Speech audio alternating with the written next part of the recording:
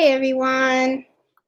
I know that this is not part of the norm on my channel, but the reason why I'm doing this replay is because, unfortunately, while I was in my channel making some adjustments, I accidentally deleted last week's, embroidery happy hour video. So anyway, I know a couple of you guys have reached out to me because I know you guys sometimes can't join me when I do the live. So sometimes you guys like to watch the replay. And unfortunately, this replay probably will not have, well, it won't have the chat that had occurred last Friday and stuff. But I do have the notes of some of the stuff that was discussed. And I just wanted to share that with you guys because I do have my notes from last week. And I wanted to, just talk about some of the things that was mentioned. Okay, well, like I said, this is a video that I'm just like doing on the fly because I, accidentally deleted it. So I'm going to get right to it because I know no one's really going to go into the chat room and stuff because this was a last minute thing. So I'm just going to get to it and talk about some of the things that was mentioned last week. Last week, what it was, the reason why I had named it Embroidering in the Heat is because the AC in my home died on me. So today is not that bad. Hey, Tracy. Oh, we do have someone. Hey, Tracy, doing a replay. So the reason why the AC died, so because the AC died, I had to work in my sewing machine in the heat. And, we had pretty, real sunny days last week. So I had a couple of orders that I had to pull out while I was in the sewing room. It's the air conditioning that works on our second floor of the house. That's the one that died. So I had to sew in the heat. It's not that bad this week. The sun's out, but it's not that out. So, it's not that bad. It's tolerable today. But it's kind of funny because I was just like, saying how now I know the kind of the true meaning of working in a sweatshop, because while I was trying to push out my Etsy orders, I was sweating and I was having all the machines running, and that wasn't exactly fun. But I'm hoping that by next week I'll have a brand new AC and I will be back to normal and stuff. So some of the things that I had mentioned last Friday in the video was I wanted to touch on some of the topics of questions that I've received from the viewers and also from people on the Facebook group that have reached out to me. One of the questions was bobbins. They were asking about purchasing pre-winded bobbins, and they were two different types of weights. There's the 60 weight and then there's the 90 weight. When I first bought my bobbins, I had mentioned that I was buying the 60 weight. And then I started to look online and read more about it. And then I found out the differences between the 60 and the 90. So if you are buying bobbins for your SC 1900, I don't recommend that you do what I did, which is I bought the 60 weight bobbin. The 60 weight is the thread that's used for sewing. Okay, you could use it for embroidery, but it's mostly for sewing. Then the 90 weight is really what is used for embroidery. So I already went and purchased a whole bunch of bobbins with the 60 weight, and I'm going to continue to use them. I don't really think it makes that big of an issue for the simple fact that you see the bobbin thread at the bottom. You don't really see it on the top. So I'm just going to keep using it in my embroidery, for my embroidery and my sewing. And then when I have to rebuy my bobbins, I'm going to then start buying them in 90 weight, which is what I want for embroidery. So I really appreciated that person who reached out and asked me that question, because I was just buying the 60 weight thinking that was okay. I haven't had any issues with it, but moving forward, I know now that I'm going to be buying the 90 weight and stuff. Also, someone had asked about the stabilizers and, what do you use and when? Um, I usually, the way I looked at stabilizers when I read a couple of articles about the stabilizers is that I find that the type of fabric that you're sewing on is what's going to determine the stabilizer that you plan on using. The rule of thumb usually is if it's something that you wear and you're going to throw in the washing machine for several times, then what you want to do is you want to go ahead and use a cutaway, because a cutaway will not dissolve in the washing machine. Stabilizers, usually what that does is it kind of helps to keep the threads in place with the fabric, and also, to keep the fabric well straight, aligned, so that when you are sewing and you're embroidering, then what happens is that you just you can embroider a lot easier. But I kind of look at stabilizer, especially cutaway stabilizer, as a way to not just start doing your your embroidery, but also to make sure that the product lasts as well. Would like the same Would that be the same for blankets? Okay, so Tracy's on with me today. Hey, Tracy, thanks for with blankets, yes, I would say yes, Tracy. But one of the things that I would do with the blankets, depending on the blanket, if you're using like a kind of light blanket, use a cutaway, but don't use something that is really thick, okay? And then also with the blanket, make sure you use tender touch. So that way, when you're done embroidering, make sure that you can iron the tender touch behind the cutaway. So that way it looks neat and stuff. So that's what I would recommend. And make sure that when you iron on that tender touch, that you iron it on really, really good. Because there have been times when I had made shirts and I ironed on the tender touch to cover the back stitches and the cutaway. And then because I didn't really heat it very good, then when I go to wash it, the tender touch would start to like peel a little bit. So for me, it's not a big deal because I know that I could just re-iron it. But if you're planning on giving that to somebody, then no.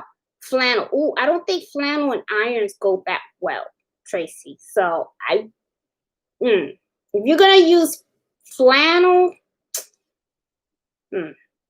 I don't know. Okay, flannel. I think flannel is. Make sure if I'm not sure, Tracy, but I think that material you can't iron, and it that's or fleece. Oh, okay. Well, I don't know if I've ironed fleece. I have fleece because I've sewn fleece to make like little scarves. You know what I would do before you do that, Tracy, is cut a little bit of piece of the fleece fabric. Just cut a little bit and try it on that one little piece to iron it. And if you see that thing is going up in flames, then you know that fleece isn't good to do it. That's what I would do, because you don't want to do a whole project and you got this beautiful blanket and then you go to embroider on it, and then when you go to do the tender touch on it, that all of a sudden it gets messed up. So if you can get a sample of that fleece, because I don't know if you're using a blanket that's already like made, but you can go to Joann's and sometimes you can get like a piece of fleece, and then I would say try that and then see how that goes. A little sample. Just do a little square. You can probably get like a little, I don't know, half a quarter of fleece from Joann's or something. It shouldn't cost that much. And I would do it like that because you don't want to mess up a nice blanket and stuff like that. Okay? So try that and let me know how that goes too. I think I'm going to try it on my end too and stuff. Hey, Marceline. So anyway, going back to stabilizers. Okay. So, I'm really doing this because I know that, I feel so bad because I deleted that video by accident. But let me also tell you what happened too. I saw someone had put a comment on the video, and what they did was they linked a a website of I don't know, naked girls or something. So I was kind of like, ooh, I don't want that on the comment section, right? So I don't know if that was like a hacker or somebody just trying to, So I said, okay, so I was trying to delete that person. And when I went to delete that person, that's when I accidentally deleted the video. So I was like, ugh, that sucks. So I was like, all right. And then some other folks reached out and they were like, hey, I wanted to look at the video later. And I was like, so I said, let me just do a replay. So I know, okay, so I'm going back to this. Okay, so I mentioned the bobbins. We talked about the bobbins last Friday, the 60 weight versus the 90, the stabilizers. Okay, there's so many different kinds. I use the cutaway. If I wear it, I cut it away. Okay.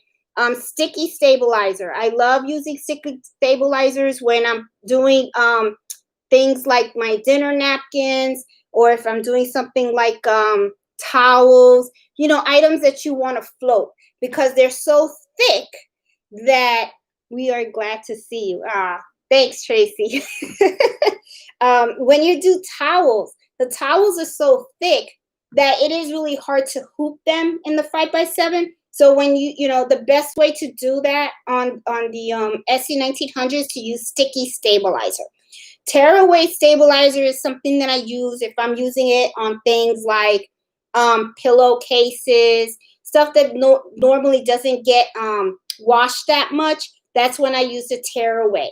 And then you'll probably see also when you're looking at stabilizers, they have different types of weight of the stabilizer. So the rule of thumb that I use is the lighter the fabric that you're trying to embroider on, you want the heavier weight of stabilizer, because what it is it's the thickness that you're adding to it. Sometimes if you have like very stretchy or very thin fabric, it's not going to embroider very well, especially if you have a design that is very dense. And when I say dense, I mean that has like a whole bunch of stitches to fill it in. So you really, you could end up with a bunch of puckering and stuff like that. So it's really best to use a high weight stabilizer when you're doing something like that. Okay, let me see. Something else that I have mentioned. Oh yeah, I also did mention that I do plan on doing a video on the functions of the SC1900. The LED screen, if you look at it, there are a bunch of buttons on there. And one of the things that I want to do is I want to go over the buttons on the LED on the SC1900 so that people can really learn that machine very well. Sometimes it really does help, when you know how you can really manipulate the machine so that when you are in the process of embroidering and something goes wrong, like for instance, if your machine just stops working altogether, mine stopped in the middle of a dinner napkin because I accidentally unplugged the power cord, and then I was able to just restart the machine and it started at the very last stitch that I had on there. That was just pure luck. I didn't even know that was going to happen. I thought I was just going to have to start over. And then another thing that I have mentioned also is when you're embroidering, always keep tabs of the total number of stitches. There's two numbers that you'll see on the screen. The one on the top is the number stitch that you are currently stitching.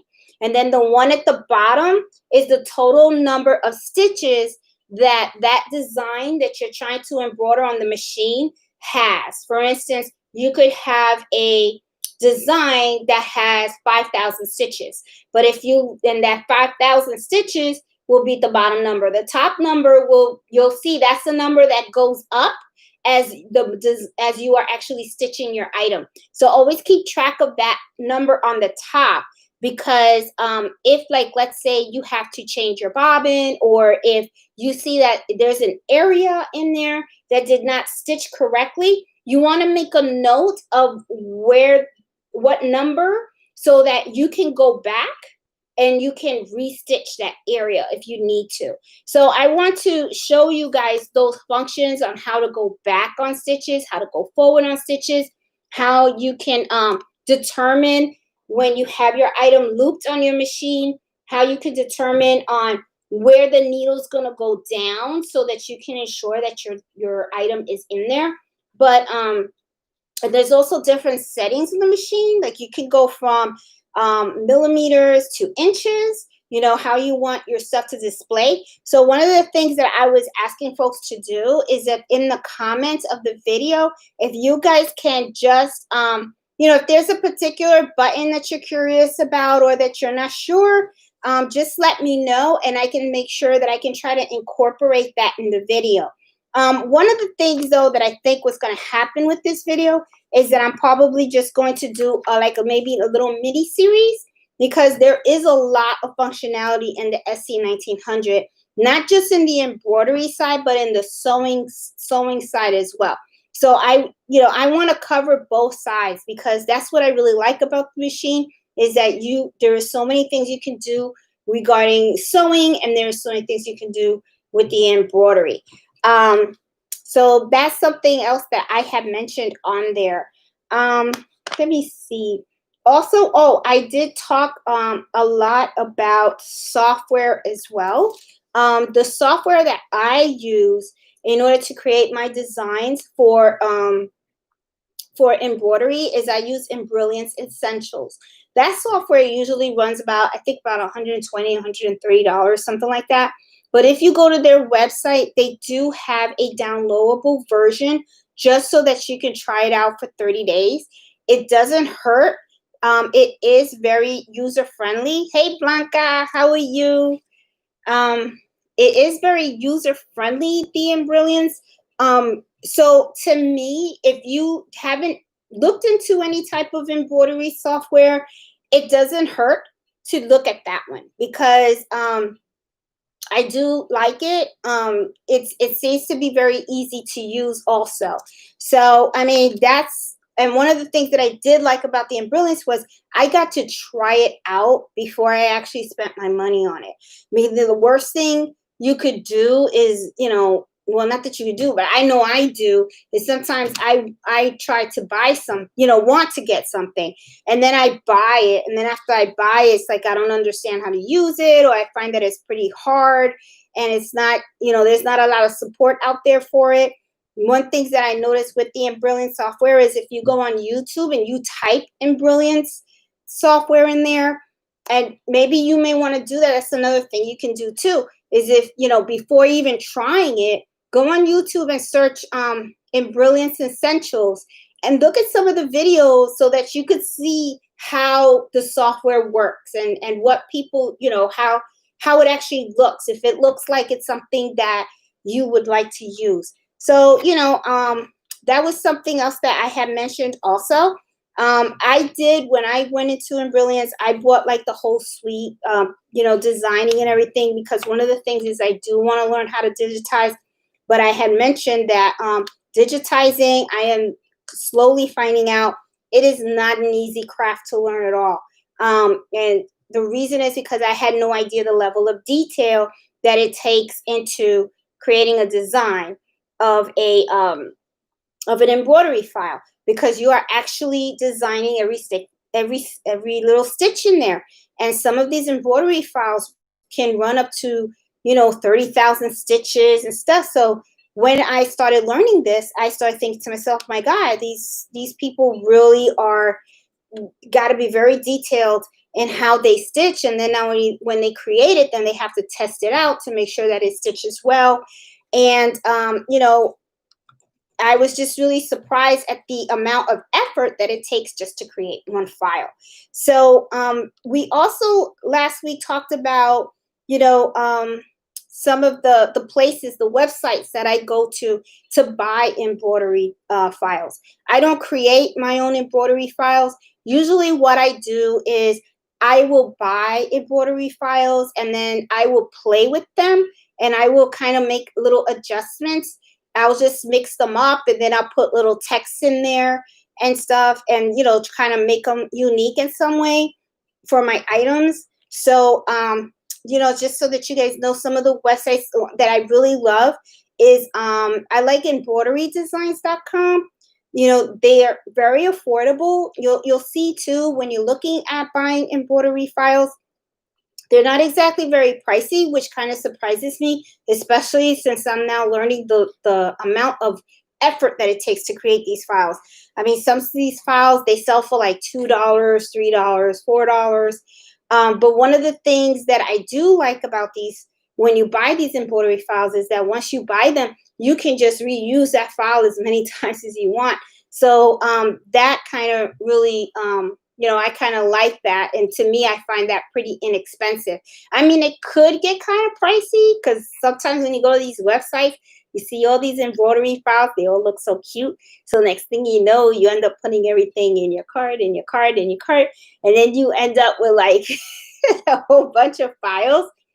um, I try not to do that because sometimes I'll find that I have purchased some files and then I really never use them. I thought I would, but then I just never use them and I just have them in my library.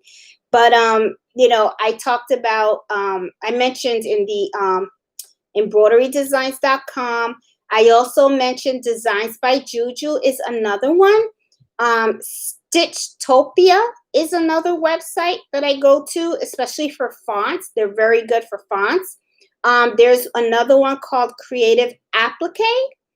Another one, Creative Kiwi, is also another very good one that I go to buy some embroidery files. I also on Etsy have purchased some embroidery files as well, and I've never had a problem with any of them. They've all seemed to pretty well stitch out well.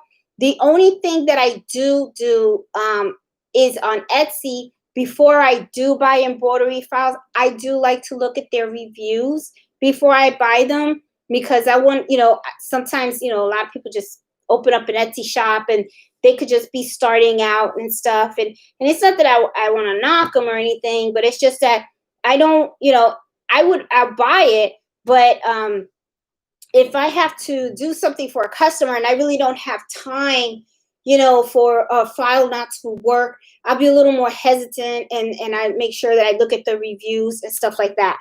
But I'm gonna be honest, I have never purchased a file off of Etsy and had an issue.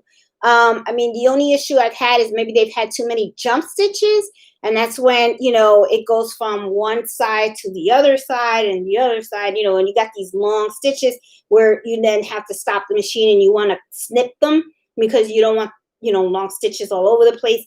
Sometimes they have a lot of stops, but I mean, you're talking about maybe one or two files that I've come across like that. And the file worked, it worked great, but I just I gave him a good rating, and then I did kind of sent a message to the stone owners to say, hey, your file is great, the only advice that I give is you should minimize the jump stitches a bit. Then I just leave it to them if they want to modify it, or if not, whatever. But I just feel, let me give them some positive positive help here, because because what'll happen is if I go to the same person and I see they have a bunch of jump stitches and they don't really it's not a clean, then I know me personally, I'll probably be like, okay, all their files are like that, so I won't buy from them anymore. And I just give them a chance to fix it, so that's just how I see it and stuff. But I have mentioned some of those websites. Let me see, what else did I mention? Oh yes, I did mention the stabilizer for the toppings. There are two types of topping stabilizers for when you guys are embroidering towels and blankets and stuff. And Tracy, you talked about a blanket with the flannel. Don't forget your topping when you're you're embroidering that blanket, okay? Because what happens is on blankets and certain towels, if you are embroidering on them, depending on the fiber, like I have this one in here right now, it's what happens is the stitches, they'll get buried in here. So usually what I do is you put topping on top of it, and that helps lift the stitches so that way it doesn't get buried into the towel and stuff. So they are two types of toppings, because I noticed I got a comment from someone that they said they don't like the water topping, and the water topping is the topping that dissolves in the water.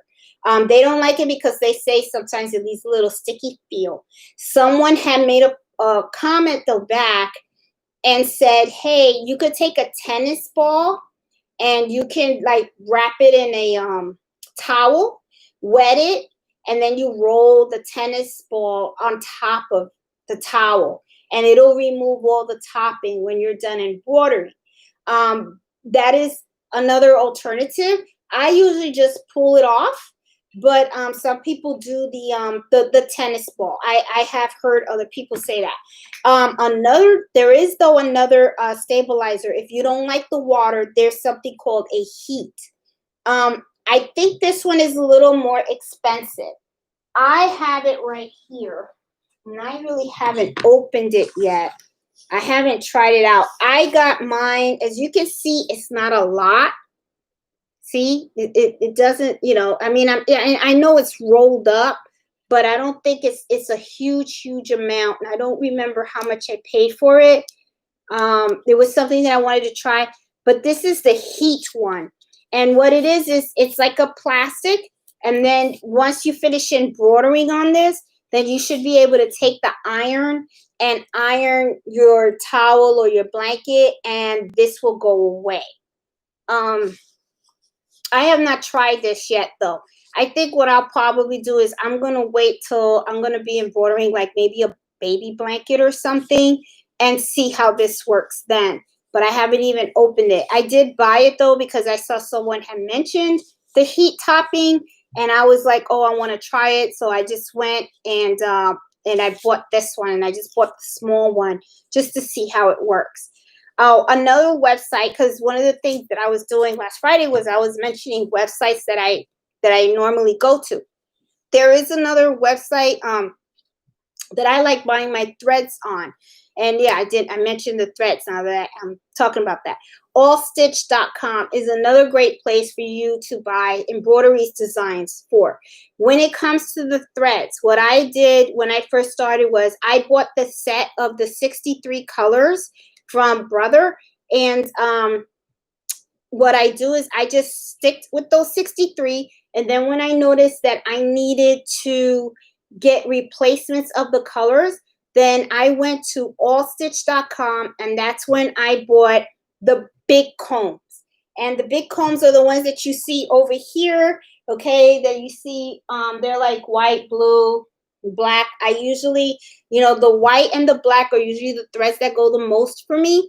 So I usually buy the big combs. Now I know those big combs do not fit in your SC 1900. But what I did was I bought the single thread stand, and I got that off of Amazon. I think it was like $20.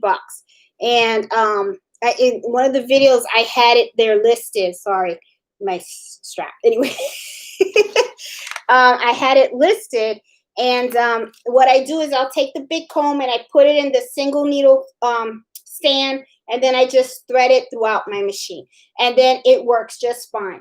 One of the things that for me that works for me that I like is that I start off with the little sets, because even though those threads last a very long time, and it has all 63 colors, and then whenever you buy an embroidery file, you have the colors that you need. And then I just start replacing the colors that I start running out with the big ones. I don't want to just go out and buy the whole 63 set with the big combs, because it's not like you use them all the time. So I like the big combs for the simple fact that the big combs in allstitch.com usually cost me about $9. So they're pretty big. And they last a very, very long time. So I just look at it as, you know, I prefer to have the big one, and I know that it's going to last me, than to just buy a small one, because these small ones, see, like this one right now, see, this is a purple, and as you can see, I already don't have much left. So I'm going to have to go online and buy a replacement color for this. And because I've already been using this for quite some time, I I'll just buy the big one and stuff. So you place the thread stand on the side or the back of the machine. I have one, but wasn't new. Okay, I put it right on the side. So if you can see, Tracy, I know it's kind of like really far, but this is, hope you see me. This is where it is. I have it right here, and here's the machine, and then I just take this and, thread it. I leave this open too, leave the top of the machine open, and then I just thread it and I just sew it that way. I don't put it in the back. I put it right on the side of the machine, and it works fine and stuff. So that's how I do it and stuff. And it works for me. And to me, I just like getting the big combs, because that way I know that it's gonna be a while before I have to buy them. Sometimes when I look at the prices of these, if you were to buy these individually, I find that sometimes they're like, oh, I think I've seen the prices be like around like $5, $6 and stuff. And the way I just look at it, for okay, if it's $5 or $6 for just $3 more to get a big one like that, I just think it's worth it. I think it's just better to do that. So that's just me. That's just how I do it. I mean, it's up to you. Whatever you feel comfortable with. I mean, and that's just usually what I do. So I had mentioned that. Oh yes, and another thing too. Someone had mentioned needles. They were asking me, where do I get my needles? Okay. Well, I bought my needles from All Stitch. Okay, and these are the brands that I use. I use the organ needles. I use the ballpoint, and I use the size 7511. Size 7511 is for embroidery. They do have different sizes. I also have another size, which is the 65-9. Okay, and that is for more fine fabrics. So if I have like a very stretchy fabric or something, I'll change my needle to a 65-9, because it's just smaller. But usually, a lot of times when I'm embroidering, I use the 7511. The organ needles are available on Amazon. You don't have to just buy them off of All Stitch. Okay, I always buy a bunch of needles. This is a box of like 100 of the 65-9s. I have, oh God, I have a lot. I have a lot because you're supposed to be changing your needles every 8 hours of sewing. I mean, of sewing and embroidering and all that stuff. But and it's kind of funny because you don't realize how much you put on these needles.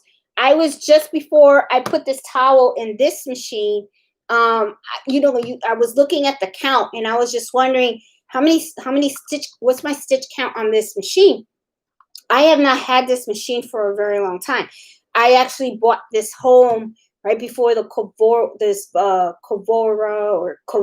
coronavirus all took place, and I think that was like in March or something like that. So that's when I bought it home. So I've only had it for a couple of months, and already I have 2 million stitches on this machine. So I was just kind of like, ooh. But then I started thinking about it, and I was like, well, I know some designs that I have require like 22,000 stitches or 15,000 stitches. So it's about right, I guess. I was even thinking about switching up to a more expensive machine, getting a 10 needle. But brother came out with a new machine, and I was looking into that. But the price that they have on that new machine, I could buy a car. So I'm like, okay, I'm just gonna stick with what I have. The machine works. It stitches. Hey, sometimes you just got to be grateful for what you have and just, go with the flow. I mean, it works. I saw that. So, if my Etsy shop really takes off and I make a whole lot of money, then, and it's worth investing, then I'll do that. But as of right now, I think what's going to happen is Jeanette's going to stay with the 6 needle, and I'm staying with my SC 1900. And the SC 1900 will never go away because that is my favorite machine. I love sewing on that thing. And I mean, one of the things that I love is that it's a dual machine. You know, it's like if I have a project, I can sew and then embroider. Um, Oh, and also I had mentioned last Friday a couple of other YouTubers that I've been watching. There's a lady called the Crafty Gemini. She gives a lot of tutorials on sewing different projects. She is the one that actually watching her videos got me to buy my very first sewing machine and start sewing. I really like her instructions. She's somebody that you may want to also like look at because she's pretty good. And there is another lady that she was into the embroidering. And when I got the SC 1900 and I started looking for embroidering YouTube videos and stuff, I think her name is Baby Booty, the Baby Booty, or Booty Baby. I think it's the Baby Booty.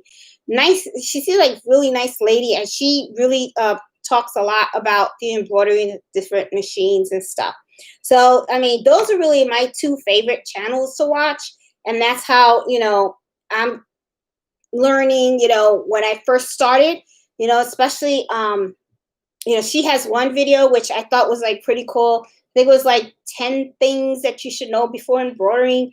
And I started watching that after I started embroidering, which was kind of funny because all the 10 things, it was like, yeah, she's right.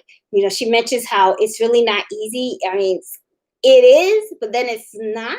It is once you know what you're doing, but a lot of times people really don't realize the amount of effort that it takes just to make that birthday shirt or just to make that towel or just to do anything in embroidery. You have to, all the details that have to go into making something.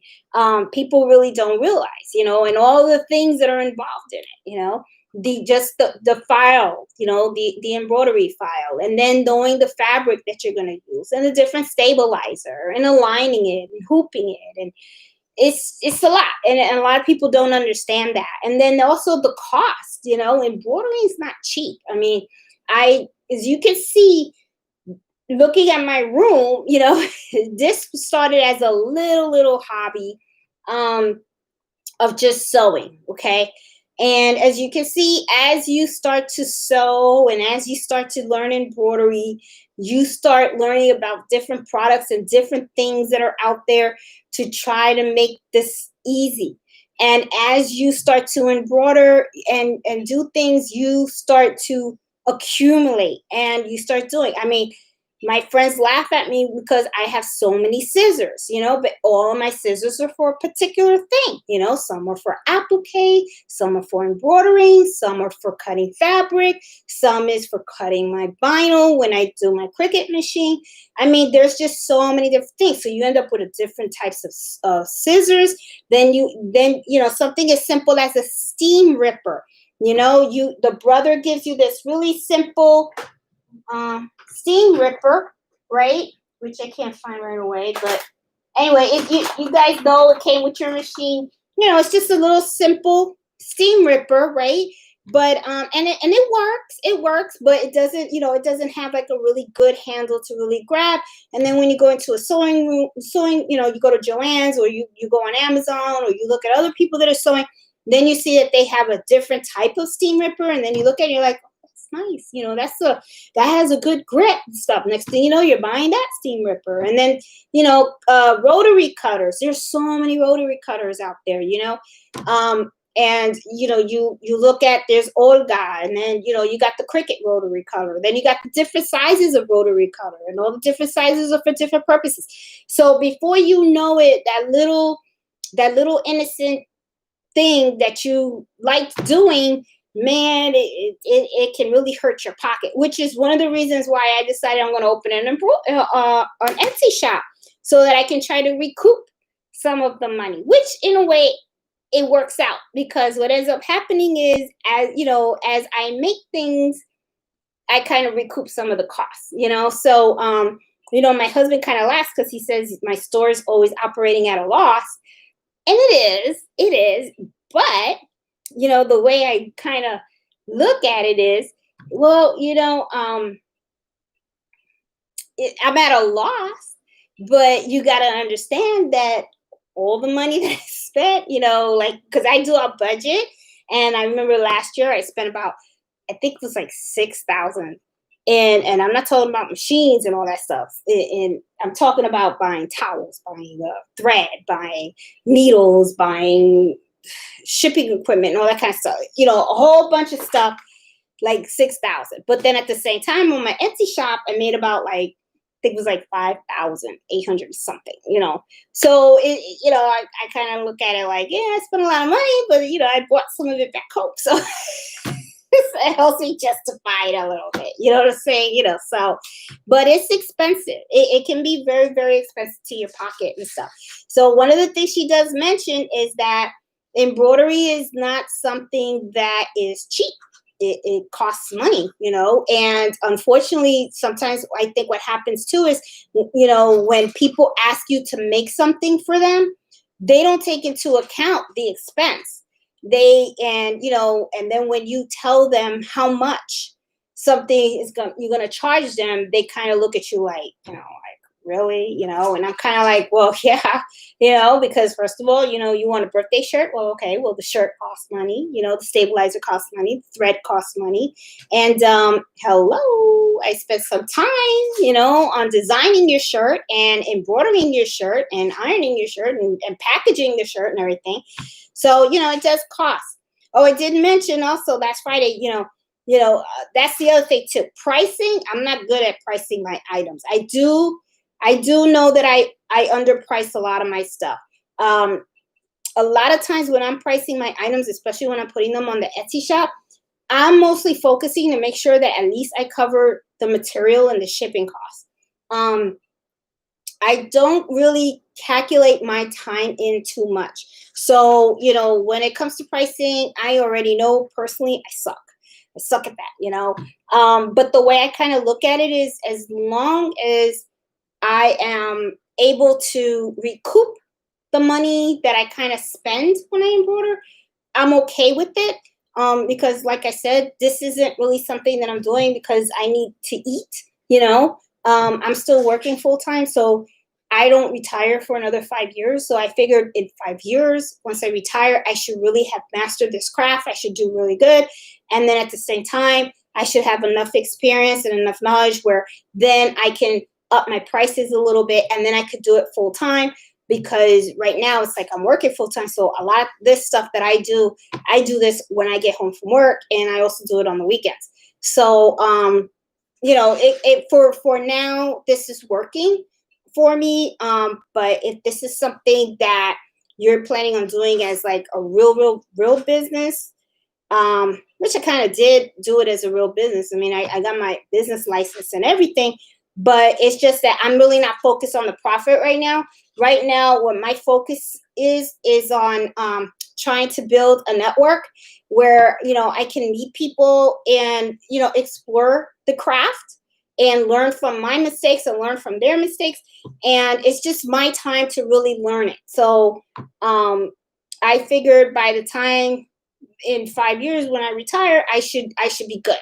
I should really be good. So, and I think I covered everything that I mentioned last Friday. Blanca, Tracy, and Marilyn, I don't know if I missed anything. If I did, let me know. But I think I covered everything. Yeah, I feel really bad that the video got deleted, guys. I'm really sorry about that. That was my fault. I was trying to delete that guy's comment because I don't think we all wanted to see nudie girls. So it had nothing to do with the embroidering and stuff. So I was trying to delete him. I deleted the video and stuff. So anyway, so I'm gonna say bye for now, guys, and Tracy, Blanca, and Marilyn, thanks so much for joining me in the chat and stuff. And I will be doing another live on Friday at 8, because I kind of do like the embroidery happy hour. and stuff, because it gives us all a chance to ask questions and catch up and everything. I'm going to be working on some Etsy orders that I have right now. I'm going to make a towel for a cousin of mine that ordered it. And I also have a cigar club that I have to work on their towels. I think they ordered about like 6 towels and stuff. And I got some laptop cases that I have to embroider as well. But the laptop cases haven't come in yet. So once they come in, then I'm going to be punching them away. But until the laptop cases come, I can at least design it on Embroidery. So that way I have the file ready and stuff like that. So anyway, hope you guys had a really good weekend. It's Sunday and stuff. And, you guys take care. Please be safe. And as always, don't forget to join the Facebook group. For those of you that don't know, I started a Facebook group, and it's called Embroidery Happy Hour Adventures. We've got now 30 members to the group. And I'm hoping that that's a Facebook group where we can all share our projects and ask each other questions and help each other out and stuff. And I'm just hoping that this channel can continue to grow, and that, our Facebook group grows as well and stuff. This is a really, really fun craft. And one of the things that I'm hoping is that we all get to help each other, and maybe all of us can like start our own little businesses on the side. And, maybe we can do like a group picture in front of a Fortune magazine or something, Think big, So anyway, you guys have a great one and stuff. Please take care. And I will see you guys on Friday at 8:00. So talk to you later. Thanks for stopping by, and speak to you guys soon. Bye.